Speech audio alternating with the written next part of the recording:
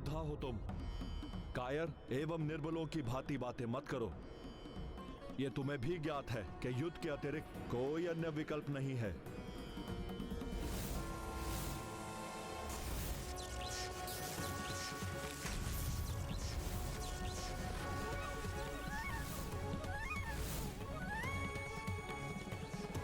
ये ठीक नहीं हो रहा है हनुमान जी के साथ। मुझे ज्ञात है भोले बाबा, युद्ध के अलावा कोई विकल्प नहीं है, किंतु आप तो भगवान हैं। अपने भक्त को दिए वचन के लिए आप अपने इष्ट के विरुद्ध खड़े हो सकते हैं, किंतु मैं तो एक वानर हूं, मनुष्य की भांति समस्त सुख दुख एवं भावनाओं से प्रभावित होता हूं। मैं अपने गुरुदेव, अपने पिता और अपने इष्ट के विरुद्ध और अधिक खड़ा नहीं रह सकता। युद्ध में भावनाओं का स्थान नहीं होता। गदा उठाओ और युद्ध करो।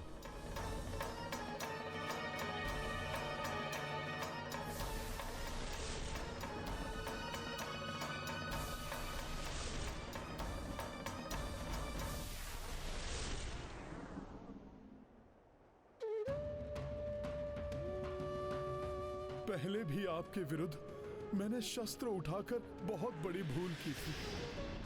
अब भले ही मेरे प्राण चले जाएं, किंतु मैं अब आपके विरुद्ध शस्त्र नहीं उठाऊंगा।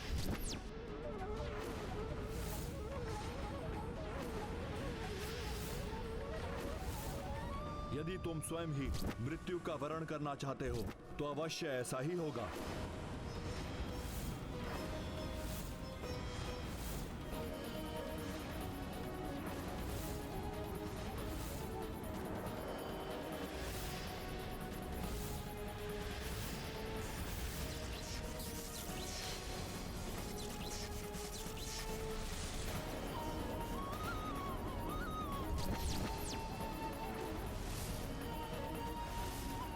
हनुमान जी को कुछ नहीं होने दूंगा मैं।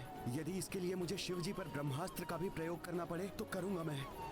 अब मेरी सेना, मेरे योद्धा पुनः उठ खड़े होंगे और तुम देखते रह जाओगे। हनुमान, मैं तुम्हें तुम्हारी चतुराई में सफल नहीं होने दूंगा। तुम जब तक लौट कर आओगे तब तक मैं तुम्हारे इन मूर्छित योद्धाओं के देह को ही मिटा दूंगा। हनुमान, मैं तुम्हारे लौट कर आने और इन सबको सचेत करने तक मेरी सेना महाराज वीरमणि के नियंत्रण में उनकी रक्षा के लिए रहेगी। नंदी, वीरभद्र, शिवगणों, मेरे प्रभु महादेव भले ही राम सेना के पक्ष में खड़े हैं, किंतु आप सभी को मेरे महादेव ने मेरे नियंत्रण में रहने का निर्देश दिया है। अतः आप सभी को मेरी आज्ञा का पालन करना होगा। क्या करना चाहते हैं आप? नंदी, मैं चाहता हूं कि आप अपने खुरों से राम सेना के योद्धाओं के मूर्छित पड़े देह को क्षत विक्षत कर दें और वीरभद्र उनकी देह को इतने भागों में विभक्त कर दें कि उनमें जीवन ही शेष न रह जाए।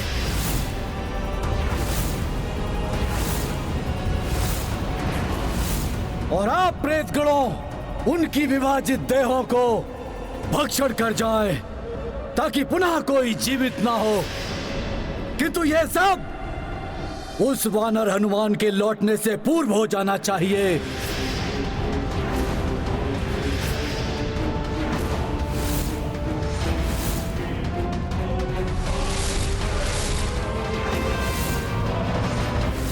अपने अहंकार में डूबकर वीरमणि ये कैसी मूर्खता करने जा रहे हैं? आपकी मति तो स्थिर है। इन अचेत सैनिकों पर आक्रमण करने का अर्थ है अपने प्रभु से युद्ध करना, जो कदापि नहीं हो सकता। उन्हीं महादेव भगवान ने आप सभी को मेरी आज्ञा का पालन करने का निर्देश दिया है। नंदी, आपसे अवश्य सुनने में कोई त्रुटि हुई है। प्रभु ने आपको और हमें सबकी सुरक्षा का निर्देश दिया है और अचेत या मृतकों पर आक्रमण करने की कोई आवश्यकता नहीं है। हिंसक पशु भी मृत या अचेत प्राणी पर आक्रमण नहीं किया करते। हम भगवान की सेना के योद्धा हैं। निहत्थे, अचेत एवं निर्बलों पर हम आक्रमण नहीं करते। उचित है, उचित है। आप सब आक्रमण नहीं करेंगे तो मैं आक्रमण करूंगा। मेरी रक्षा का वचन देने के कारण महादेव मुझे रोक नहीं पाएंगे और वो मेरा कोई अहित नहीं करेंगे। नंदी ओम नमः शिवाय, ओम नमः शिवाय।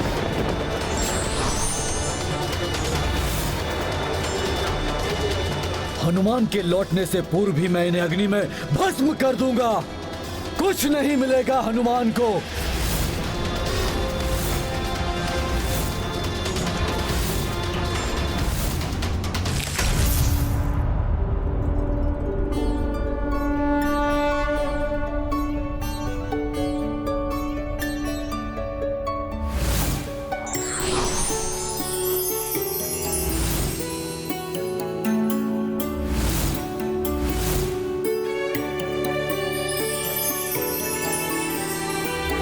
पिछली बार बूटी बहुत ही कठिनाई से प्राप्त हुई थी। आशा है इस बार बूटी की प्राप्ति में द्रोणगिरि कोई सहायता कर दे।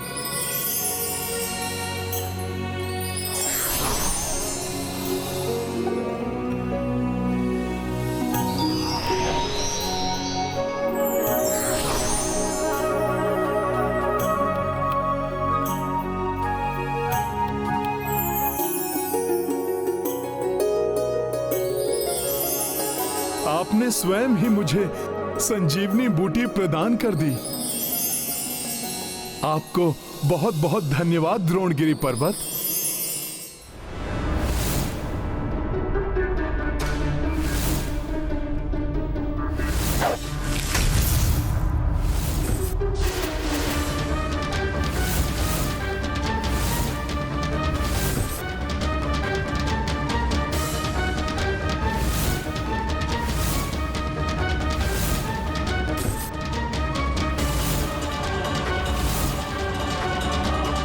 आग्नेयास्त्र का संधान कर रहे हैं वीरमणि।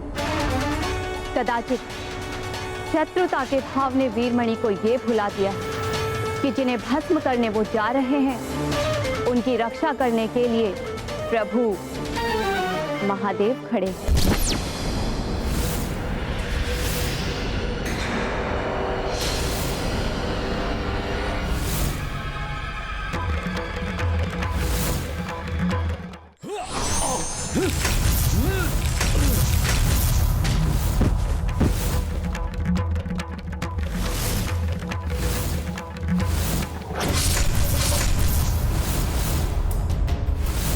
वीरमणि, हनुमान के अतिरिक्त मेरे प्रहार को संभालने की क्षमता तुम में तो क्या किसी में भी नहीं होगी।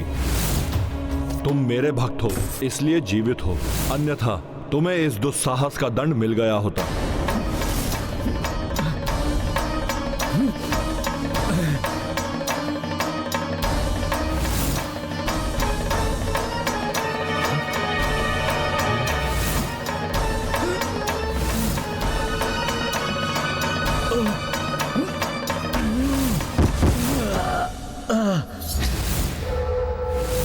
इस धृष्टता के दंड स्वरूप तुम तब तक खड़े नहीं हो पाओगे जब तक हनुमान लौटकर अपना कार्य पूर्ण नहीं कर लेते। पवन तनय संजीवन लाए, पुष्कल प्राण पुनः लौटाए। देखि भरत हर्षित आभारा, रघुकुल संकट हनुमत टारा। तत्पश्चात सेना उपचारी, उत्साह सब मह संचारी। देव देवी सबहु हर्षाए, माँ गौरी आशीष बरसाए।